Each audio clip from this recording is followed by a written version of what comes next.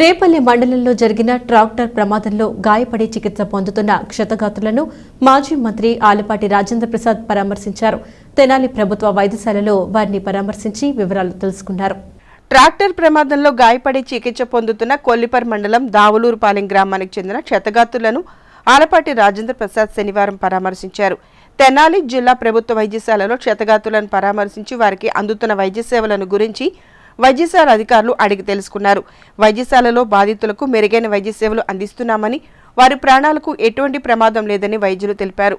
Orthopaedic surgeon doctor హనుమంతరావుతో బాధితులకు అందించిన వైద్య సేవలు, అందించాల్సిన సేవలపై ఆరా తీశారు. క్షతగాత్రుల్లో మరికొందరికి ఆపరేషన్ చేయవలసి ఉందని, 2 రోజుల్లోనే వారందరికీ ఆపరేషన్ పూర్తి చేస్తామని డాక్టర్ హనుమంతరావు ఆలపాటికి వివరించారు.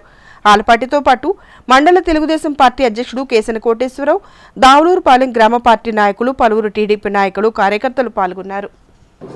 కొల్లిపర్ మండలం వీళ్ళ దేవర్ దగ్గరికి వెళ్ళి వస్తూ ఉన్న సందర్భంలో చెరుగుపల్లి మండలం దగ్గర రేపల్లె చెరుగుపల్లి మండలం మధ్యలో యాక్సిడెంట్ అయ్యి ట్రక్ బోర్లు పట్టడం వల్ల దాదాపు ఒక 20 మందికి వివిధ రూపాల్లో దెబ్బలు తగలటం, ఒకళ్ళని గుంటూరు హాస్పిటల్కి, కొంతమంది చెరుగుపల్లి, అదేవిధంగా కొంతమంది ప్రైవేట్ హాస్పిటల్, ఇక్కడ దాదాపు ఒక 15 మందిని గవర్నమెంట్ హాస్పిటల్లో చేర్చడం జరిగింది.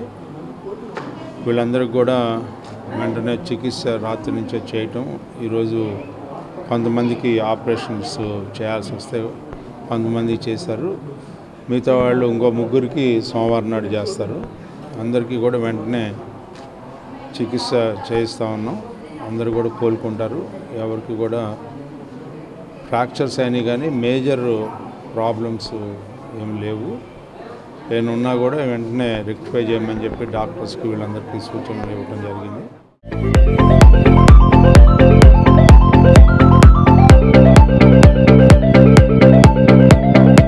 Please subscribe to our YouTube channel.